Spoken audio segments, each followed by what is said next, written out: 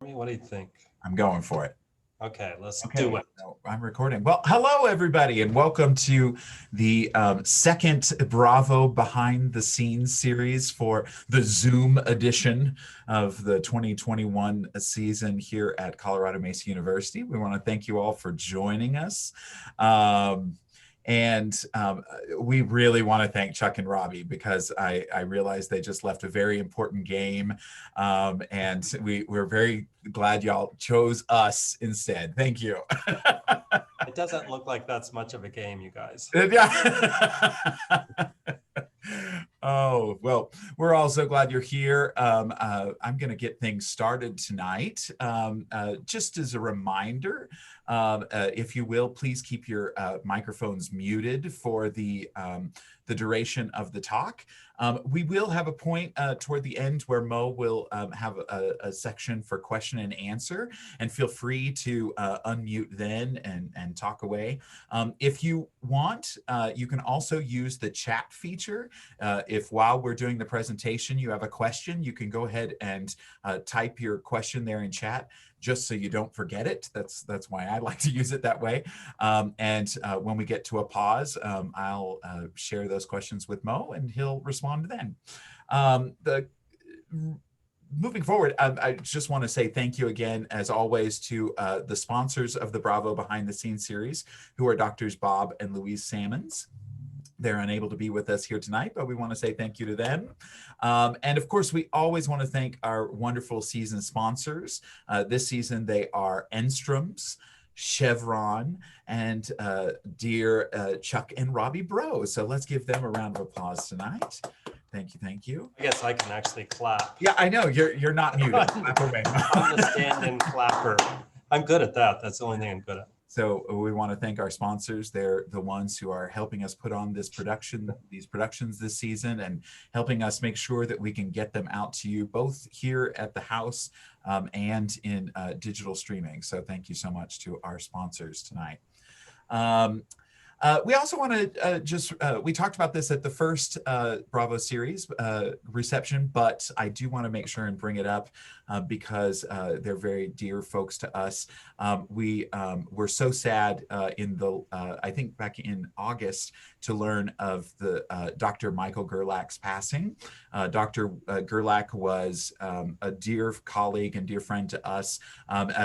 When I got here, he was already one of our professor emeriti, but he came back several times, and he and his wife were always here for the shows, and just gave wonderful feedback to all of us, and were dear supporters of ours. And then we were so disappointed recently to hear of the recent passing of Maggie Robb. Maggie was a beloved theater and speech professor here for many years. And so we are happy to announce that we are dedicating all of the 2020 and 21 season to Dr. Michael Gerlach and to Maggie Robb. So if you know those folks or know of their families, please keep them in your thoughts and minds while we're doing this season this year, because very much we are building on to the work that they did while they were here. And so we very much appreciated everything they've meant to both the institution, Colorado Mesa University, and of course before that, Mesa State College, and to our many graduates and to our current students. So thank you to Dr. Gerlach and to Maggie Robb. Yay. So this season is, our theme is Suit Up. And you'll remember that we began that with our production of Naked Mole Rat Gets Dressed, the rock experience. We carry on this weekend with the lovely play She Kills Monsters, Virtual Realm. We are not done for the season yet, though. We have 2 more productions coming up, beginning on later in November 13th and 14th is Embracing the Shadow, which is our fall dance concert. That is going to be both live and digital streaming, so you can see it in either of those formats, whichever you feel the most comfortable. And I imagine with some of the numbers and how it's looking in Mesa County, many of you will choose to stay home, and you're welcome to do so. And we hope you'll get to enjoy the show via streaming. And then in December, our cabaret series, which usually takes place in small, tight spaces with people crammed into them, we've decided to make digital in December. So we are doing a cabaret called Songs for a Better Day. And it is a cabaret of the students and some of the faculty celebrating our songs that kind of have gotten us through the last 7 months. Those cheerful songs that we kind of go back to that help make our day a whole lot better. And so that'll be streaming from December 14th through the 20th. And of course, you can get those tickets through our website, or if you'd like, you can call into our box office or come visit our our live box office in the University Center. And then, of course, we want to just remind you to come back after the Christmas break and after we get through January and February, because we'll be back in March for our production of the musical Cabaret. We actually just did general auditions for that today, and we'll do callbacks on that tomorrow. Have a cast probably later this week. And that director, Jessica Jackson, who was slated to direct Wolves for us last season. And of course, that was one of the productions that ended up being canceled because of the pandemic shutdown. We're so excited to finally get to present her work with our students. And I promise you, she has some really cool ideas about how we're going to socially distance on the stage. Much like all of the rest of our productions, we will be presenting that one live, at least as that's our plan at the moment. But we will also be filming it and streaming it. So again, we'll be making sure that we're providing both those opportunities for our patrons. So I should point out also, I'm not going to talk about the rest of the season because, as you may have heard recently, CMU has decided to push spring break all the way into late April, which has greatly thrown our season dates into a bingo ball roller, and we're trying to figure everything out. We will still be doing those last two productions, the production of the play Miss Holmes and Shifting Focus, which is our spring dance concert. We're just in the middle of trying to decide where those dates are now, and we will be announcing that sometime in early January once we get all the details worked out here on campus. As you know, the real reason we are here as part of the Bravo Club is to support students. And every dollar that you give to the Bravo Club goes back to scholarships for incoming freshmen. We have the largest collection of Bravo scholars this season, and that's all because of your generosity. And so we want to thank our Bravo donors first. So thank you, Bravo members. We appreciate you so much. And all those folks that you see clapping, they are Bravo scholars. So Bravo scholars, why don't you all give a wave? Now, we allowed several of them to introduce themselves at the Naked Mole Rat, and I'm going to politely ask them to keep their mouths shut this time. No, I'm kidding. And because we do have so many others that we'd like to introduce. And so I'm going to call out a couple of our scholars tonight to introduce them, and we'll introduce a couple others at the next the dance concert Zoom Bravo series as well. And Bravo scholars, when I call out your name, I'd like you to unmute, and I want you to introduce yourself, tell us where your hometown is, what your major is, and your dreams for the future, and what your favorite thing about Mesa is so far. You got that? That's a big list of stuff. And I hope you got it, because you're starting us off, Donovan. Take it away. Hello. Hi.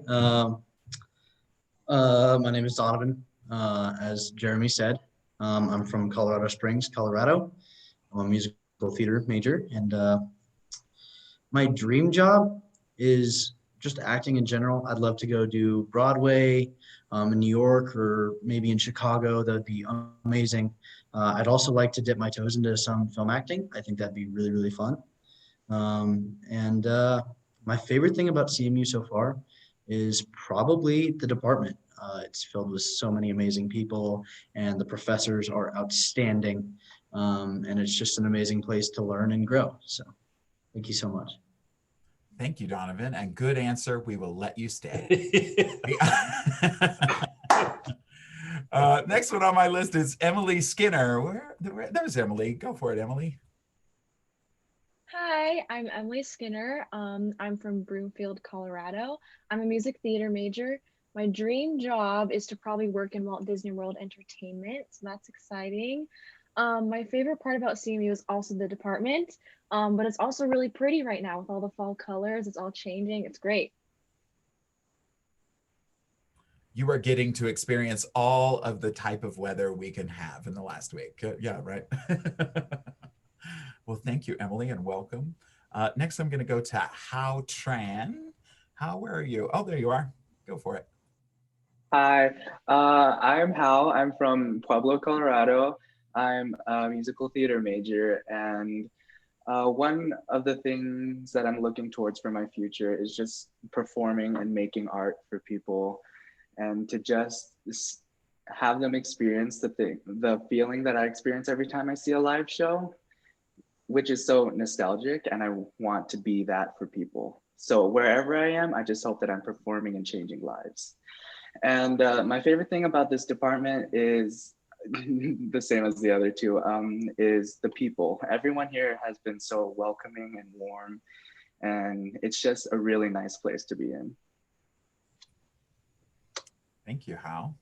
And next on my list is Riley Nugent. Riley, where are you? Oh, there you are. Hi. Hi. So my name is Riley Nugent. I'm from Colorado Springs, Colorado, and I'm a design technology major. And I really love Colorado Mesa because of the community and because of the knowledge that I've learned. Just being here for 3/4 of a semester-ish, I've learned so much, and it's been such a great experience with the people that I've met also. Great. Thank you, Riley. Of course. And I see Teresa here as well. Teresa, go for it.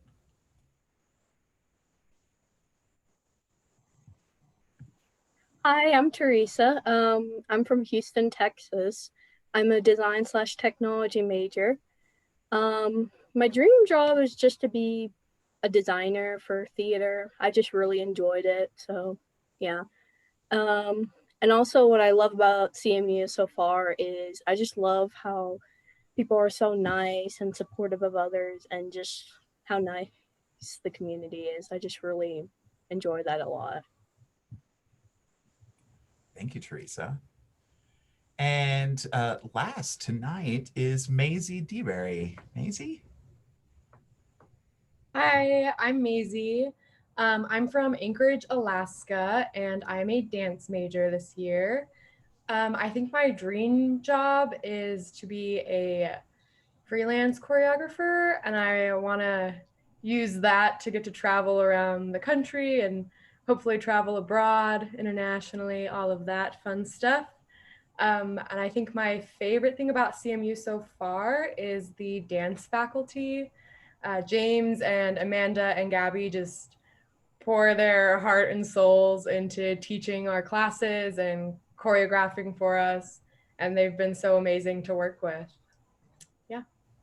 Great. Welcome, Maisie. And I forgot, there's one other, I forgot, Kira is right there. Kira, say hello. Hi, my name is Kira Winterstrom. I'm a musical theater and counseling psychology major. I think my dream job would be to help counsel children, but also maintain performing at the same time. What I love about CMU is I'm a transfer, and CMU just values work ethic like I've never seen before. Like I just love that when you discuss auditions with like Jeremy or Mo, and they just want to help you grow, and that work ethic is just so valued here. And I really love it here and how much they are willing to help you grow. Thank you so much. I'm from Bayfield, Colorado. Thank you. And she transferred in from UNC, which is always a good one. We're always happy to hear that. Welcome, Kira. Awesome. Well, those are our wonderful Bravo scholars. So welcome, scholars. We're so glad you're all here and got to see many of them audition earlier today, and just watching them grow already in the last three quarters of a semester. I think we got great things in store for you all as an audience. So welcome.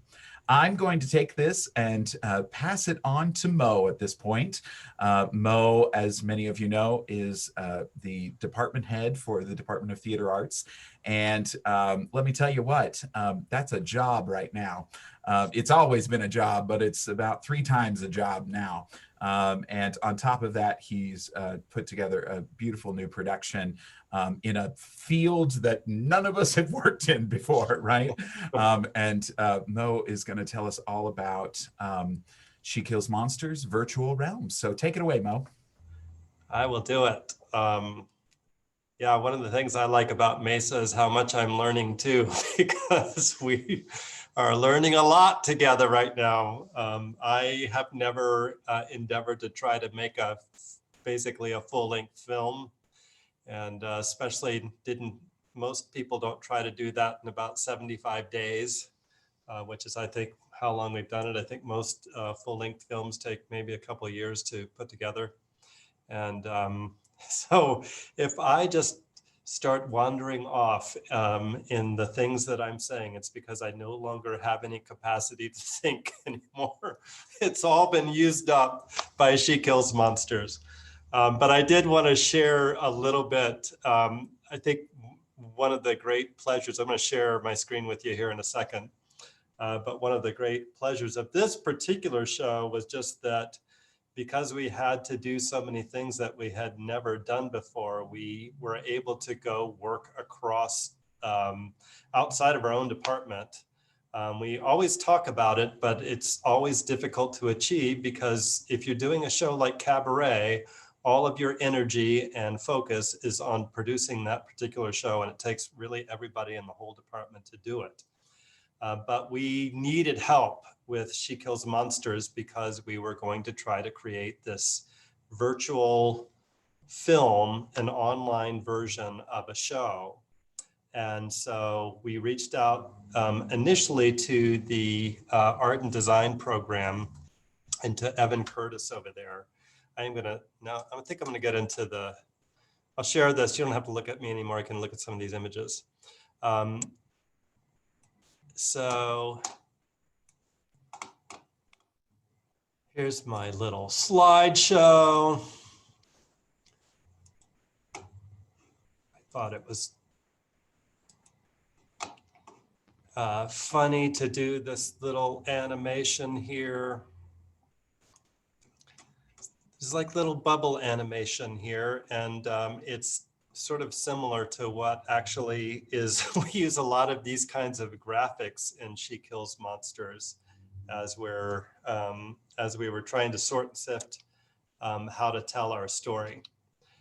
So the first thing I wanted to just talk about was Gary Gygax. And Gary Gygax, it was not really a name that was familiar to me until I started working on this show. And he was an American game designer, and he was a guy that came up with D&D. And it was he was kind of a guy who was obsessed with dragons and fantasy, and he created this role-playing game around those ideas, which ended up being this multi-million-dollar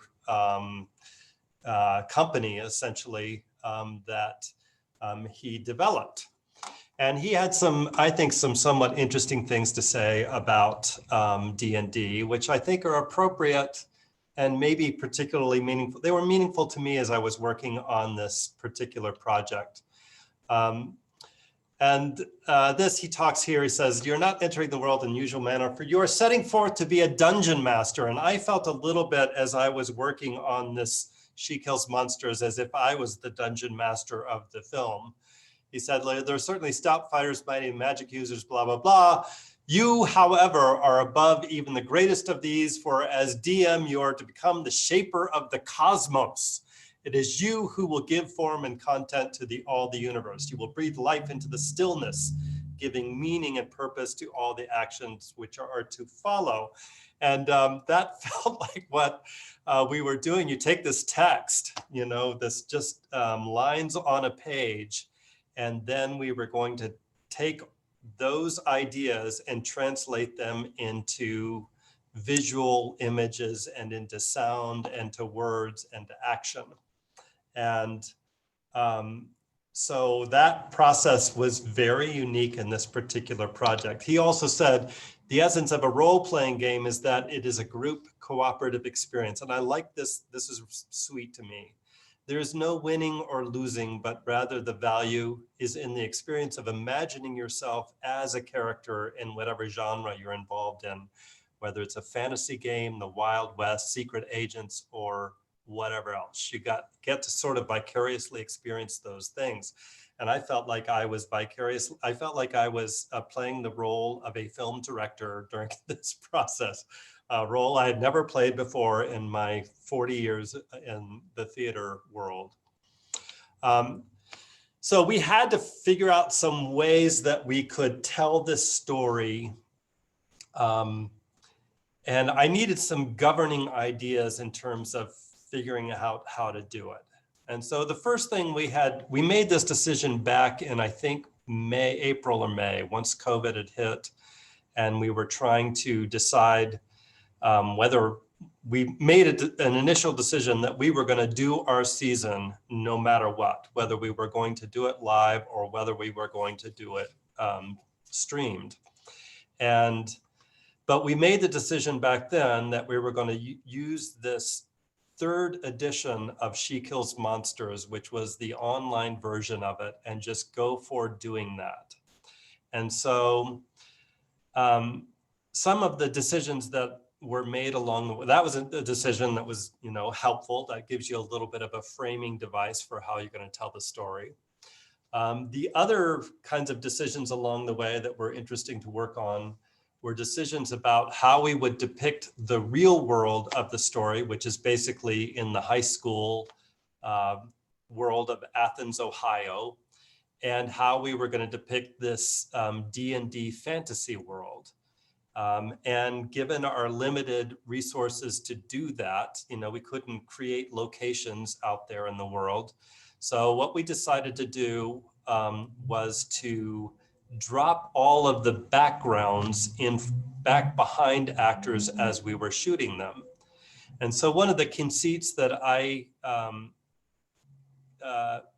felt like was helpful was that the backgrounds in the real world were not actually going to be realistic. They were actually going to be a sort of feeling, evoke a feeling of that particular character. So as we journey through Agnes, and Agnes is the sort of protagonist of the story, as we were taking her journey, we would see backgrounds which would just be patterns, but they would be patterns that would evoke her kind of psychological and emotional state as we were going along. And then the fantasy world, which was this other problematic thing. So I wanted that the real world was always static, and so that the pattern never moved. It was just a static image. And that the fantasy world would be always in motion. There would always be, for a while, I was taking all of these photographs of shadows and leaves on the sides of walls reflecting and light on the water. And I was thinking that we could use something like that. But then fortunately, we got started getting involved with Evan Curtis at the film and animation program here at CMU.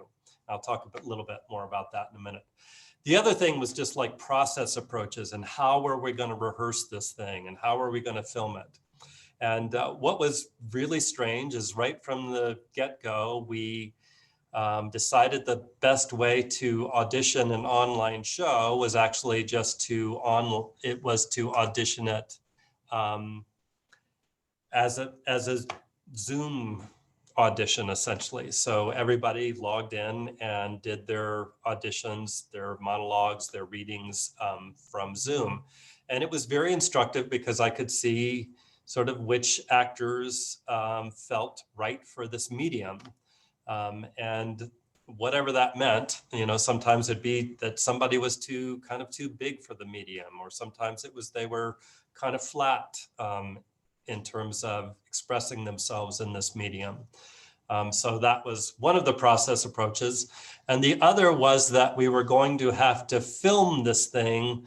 And at first we were thinking we were going to buy a bunch of cameras and recording equipment, and we put together a budget for doing that. And then when we went to go find out whether we could actually purchase this stuff, the wait time on getting it was way past our opening date of filming. So, which was actually a really wonderful thing because it forced us to look around here, and we went to CMU TV and Greg Mikolai, and he said, I can help you with filming this. And so we went over to CMU TV, and I'd never been in there, and they basically have a bunch of beautiful cameras set up in front of a green screen. And most of you probably know what a green screen is, but if you go into most television studios, that's what they shoot in front of. So if you're going and you see the guy who's looking at the weather map and he's pointing out the low pressure and high pressure systems, he is standing actually in front of a big green screen and looking off stage, off to the left or right, and looking at the actual map, which is then projected in and dropped in behind the weather person. So that's the way it's done, and that's the way we film this entire thing. So that means, however, that you are filming one actor at a time, even if you have a scene with 8 or 9 or 10 actors in it. And so the challenge of that is that the way we had to do this was all of the actors would go get in the audio studio, and then the main actor, usually the actor with the first line, had to go in to the studio with just me and a couple of the film crew, and they would have to do their entire scene in one take and do it as if they were talking to whoever they were talking to, looking directly at the camera. And they were fed all of the audio into an earpiece. So you're going to see this film, and it's quite remarkable that it looks like the actors are responding to all the cues of an actor when they're responding to each other, and they're not. They're just responding to the lines in their ear. And sometimes the lines in their ear were actually their own lines, so they would get a little disturbed by the fact that they could hear themselves from the previous take. And then often we'd ask them to take that recording out. But every scene except for one scene in the entire, and there's 20 scenes in She Kills Monsters, was recorded with one actor at a time. So, and then we patched it all back together.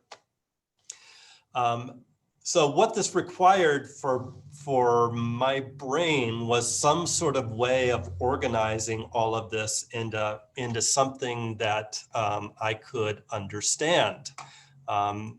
And so I created a document, and I'm sharing this with you now. I hope you can see it. Jeremy, could you just give me, I'm looking at this myself and an Excel spreadsheet right now. And can you still hear me? Because now I'm getting all nervous that I've somehow or other am not on Zoom. Oh yes, we can hear you, okay. And you're doing great. I just feel like I'm talking to myself, which I am. So this is the shot list for She Kills Monsters. And for every scene, you'll see at the bottom, I've got every scene has its own sheet of shot lists. And I'll look at this first scene 1. And in scene 1, I've over here put all of the various shots in that first scene. So I know that I'm going to be taking basically 30 different video shots during that scene. And then we were adding all the sound assets, the music that was coming in, the kind of backgrounds that we were using, whatever kind of props and additional assets that we were using. And so we tried to do that for every scene. The other thing that we were doing, I'm gonna go back now to the PowerPoint, is we were trying to take all of these innumerable assets and just make choices about which asset worked better than the other. And one of the ways, and the creation of these assets, which was really fun, was that most of those assets were created by students. And so we had all of our costumes were designed, except for one or two, were designed by Tatiana Popovich and Lauren Knight. And I wonder right now if Tatiana and Lauren, that you are there. Do we have you here? I thought we had invited them in. Maybe they just were going to show me their, I know they did a little PowerPoint that I'll just share real quickly. I don't see them here. Okay, so I'll go to this PowerPoint.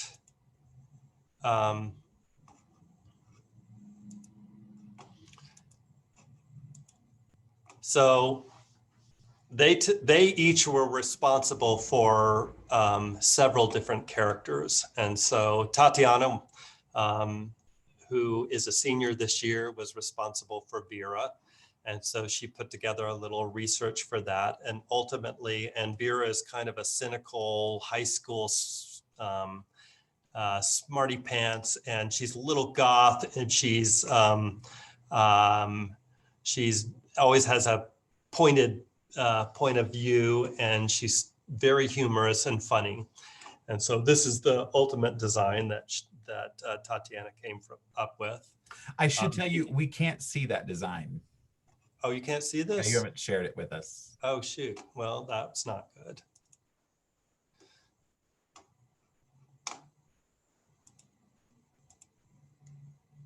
Okay, here we go.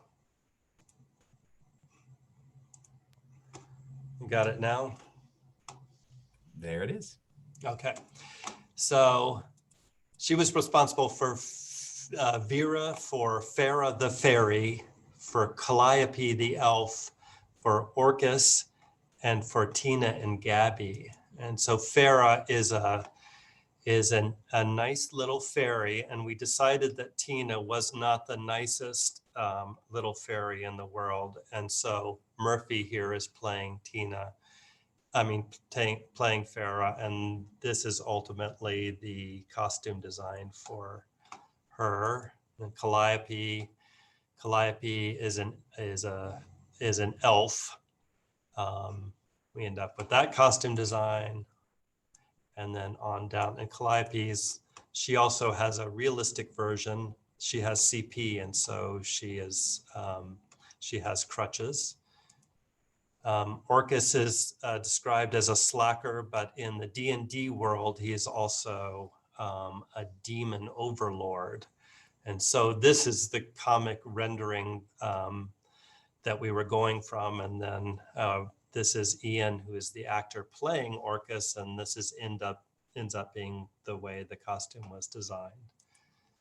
So all the way through, we have all these wonderful costume designs by Tatiana and Lauren. And Lauren also did not only the costume design, but also did the makeup design as well. And this is kind of, at least since I've been here, I don't know about you, Jeremy, but we haven't had that many opportunities. We are starting to graduate some students that are capable of participating in the design process with us. And that's been really fun because that's only happened in the last year or two.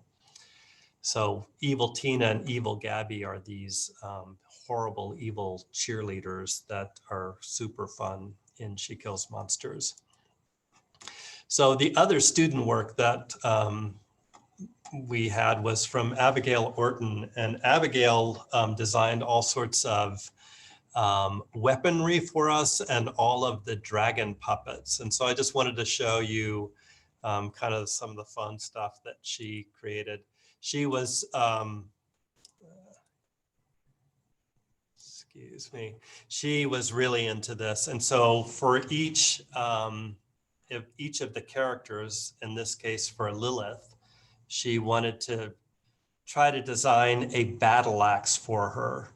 And so she came up with a bunch of renderings. And then when you see the show, you'll see that she's built these with her crew, this beautiful battle axe that Lilith carries through the entire show when she's battling various dragons and various creatures.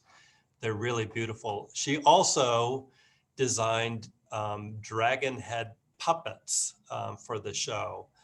And she told me that she spent about 50 to 60 hours with the crew building these dragon heads. And I think they probably have about 10 seconds worth of airtime in the film. So it was really painful at times when students had done all this work, and the work that they did only translated to just even sometimes seconds of screen time and sometimes no time at all. The other person that was very helpful and is a wonderful design tech major is Josiah Fingerlin. And Josiah helped with the backgrounds for all of the real characters. When you see the film, you'll also see that he did the credits of the film, and they're really quite wonderful. They're a wonderful addition to the film. So let's see. I wish I could get past that little. So this is an example of a background in the realistic world that is for Tina and Gabby. This was not one that we actually used, but every one of the characters had 5, 6, 7, 8, 9, 10 backgrounds that we were selecting from for the entire show. So we tried to organize it that each of the characters had their own background when they were in the realistic world. And then we had the animation department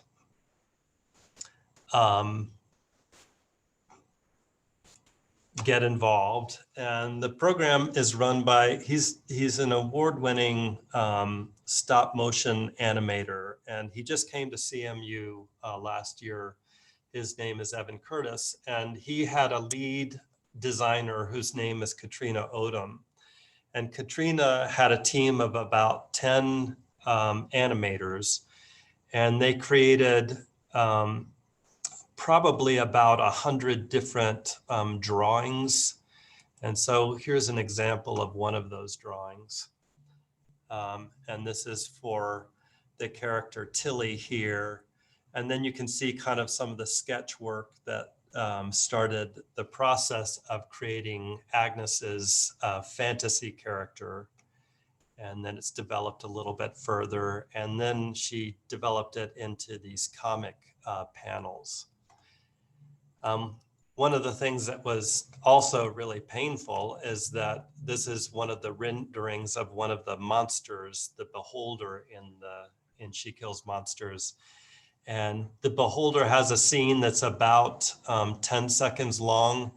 And this is actually quite a beautiful piece of art here. And this never makes it into the film. So there are quite a few drawings that just because of the storytelling, we weren't able to use in the film. So I thought I'd use them in this presentation. Here's also a rendering of a background, which is kind of a looking down through the trees down into the ground below. And that was actually a rendering we didn't use either. But you're going to see, when you see the film, you're going to see all these wonderful fantasy backgrounds that were created for this show. And I just want to, so we were taking things like something like this image here, which is kind of going through a tunnel. And then we were overlaying that on top of some of the fantasy backgrounds. So you'll see these moments where the characters are like walking through the woods, and you'll see we use these video block screens and the actors are just standing in front of the camera and just kind of acting like they're walking. They're not actually walking, of course. And we're using these motions in the background to create the idea of motion. So it's a little bit like I've said to several people, it's a little bit like being the director on the set of The Land of the Lost. If you ever saw that film. And sometimes the aesthetic is a little bit like The Land of the Lost, although I think the technology is better now. So we were able to do some things that maybe they were not able to do. I think you'll find it pretty entertaining. So the other thing was we got Darren Kamstra, who is the head of the music department, to compose. He composed about 30 different distinct tracks of music for this movie that we made. And so I thought I would just play quickly one of these tracks, which is the opening. I won't play it all, but and Jeremy, you'll reassure me that we're actually able to hear this.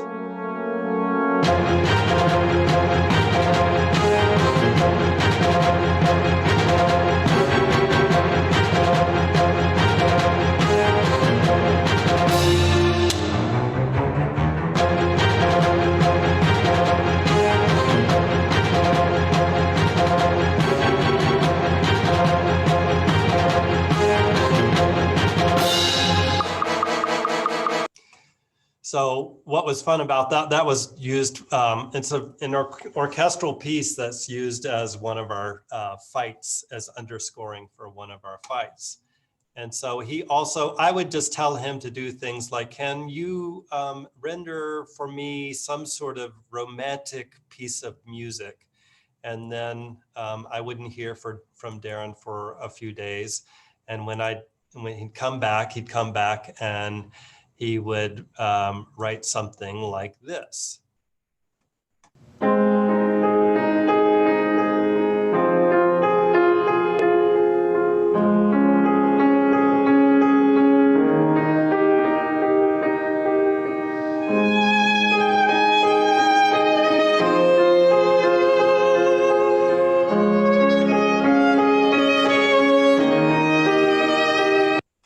And so that's a pretty little piece of music, and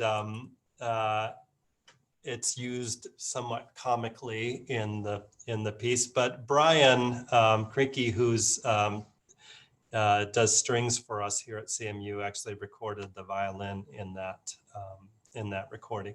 So we have all this music that was created by Darren. I think he probably created about 90% of the score for She Kills Monsters.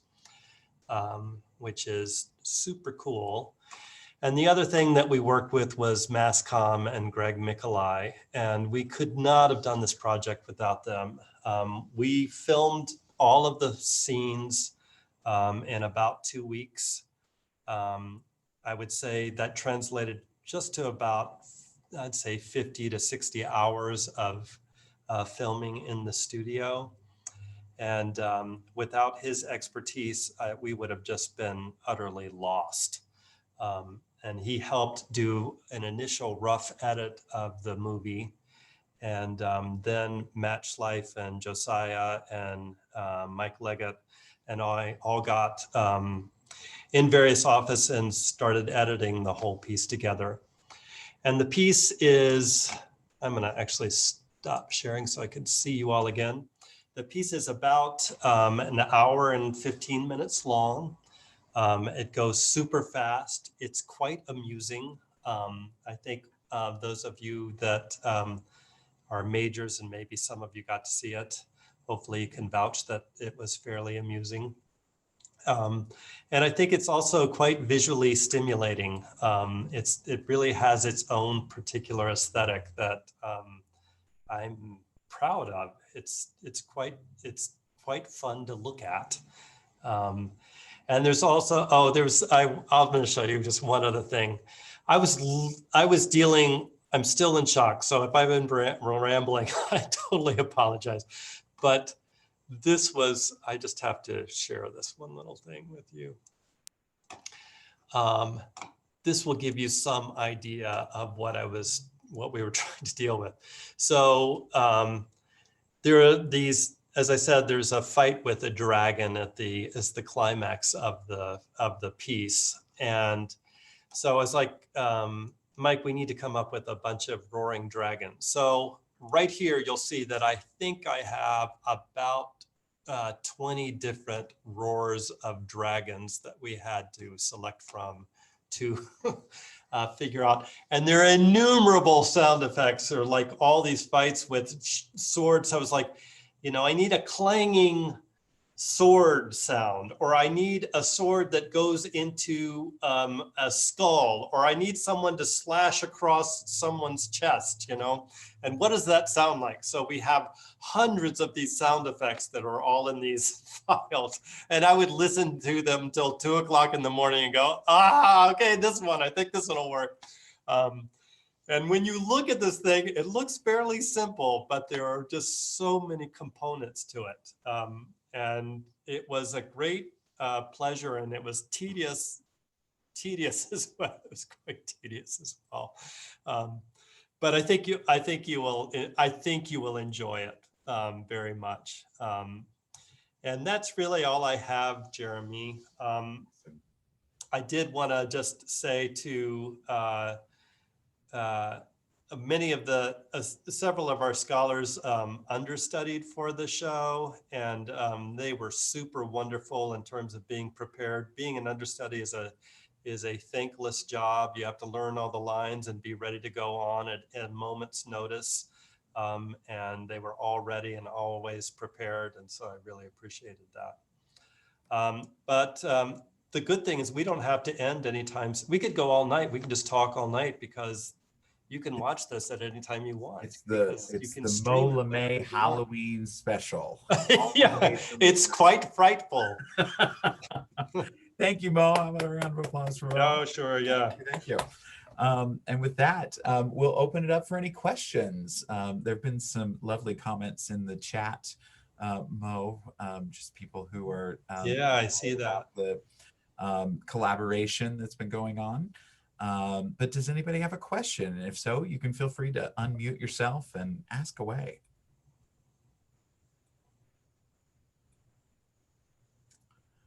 Bev, are you trying? I can't hear you if you're trying to talk over there. I think you're muted. Question. We have a question for you. Okay.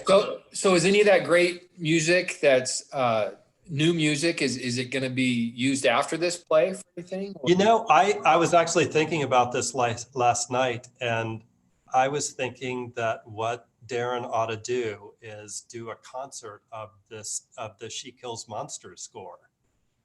Because it's really, and you don't get to, a lot of times it's underscoring, so you can't really hear it that well. And a lot of times we'll just use like little snippets of it. We were in the editing room, and I was emailing him and saying, Darren, I need this to be twice as long as it is. And then he would come back usually within 12 hours, and he would have it lengthened out for us, because we were under such a time crunch for all of it. So there were all these assets that were coming in, in real time as we were editing. So some of the music we didn't use, and it's a shame, because it's really interesting music, and it's of all shapes and styles, and that you can possibly, there's this big orchestral pieces, and then there's K-pop, and then there's kind of rock pieces and kind of punk rock pieces, and there's a lot of different styles that he's incorporated into the score. Would make for a fun concert. It would. It really would. Other questions? Anybody? Hey Mo, Yeah. there are also streaming things that are looking for content, like Netflix and Hulu and Amazon Prime and Disney Plus. Could you peddle this to one of them and make more money for CMU and your theater department? I wish I could. It's kind of weird, because all of the licensing houses, this is entirely new in the theatrical world, because it used to be that you were not even allowed to record your shows. So they're taking this huge leap of allowing people to record them and stream them, but you do have to have them password protected, and you have to have them on some sort of controlled streaming platform. They have told us that when we're done with our streaming, which ends on November 8th, so please watch it by November 8th if you haven't watched it yet, that we have to destroy our copy of it. So we, you know, it's just a question of, I do want to send it back to the publishing house. They actually are supposed to get tickets to see it anyway, but I want to make sure they see it because I suspect they haven't seen anything quite like this particular production, because I think it's fairly unique and somewhat remarkable in that way. Absolutely. Thank you. Anybody else? Questions for Mo? I can tell you though, Chuck, if you can send links around to your friends and let your friends know about it, that would be enormously helpful to just all of you on this call right now. That's the way it's going to get seen.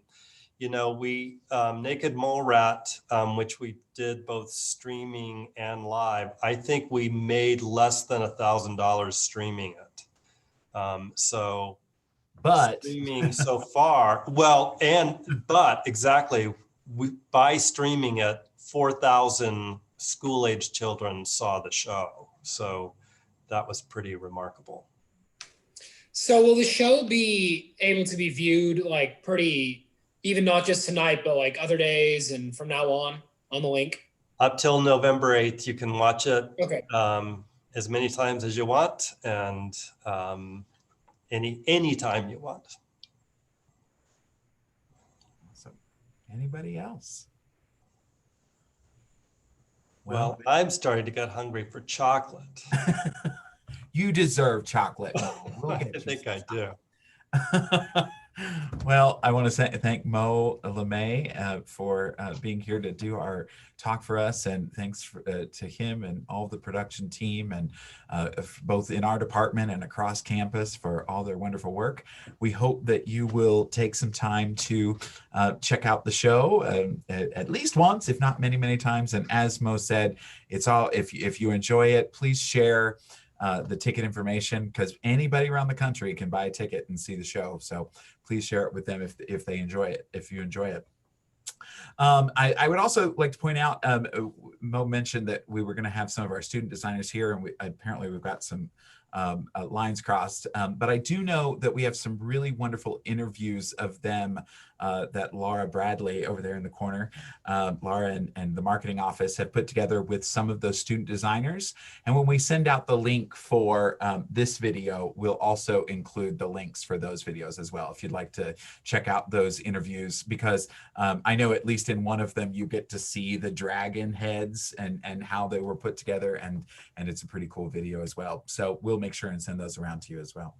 Well, with that being said, we hope I do want to say just in that regard too, Jeremy, that the other thing that you might want to check out is this Maverick Network program. This was an agency that was brought in by the university and by the marketing department. And they did basically a 5-episode series called Flip Script, which is about the making of this piece.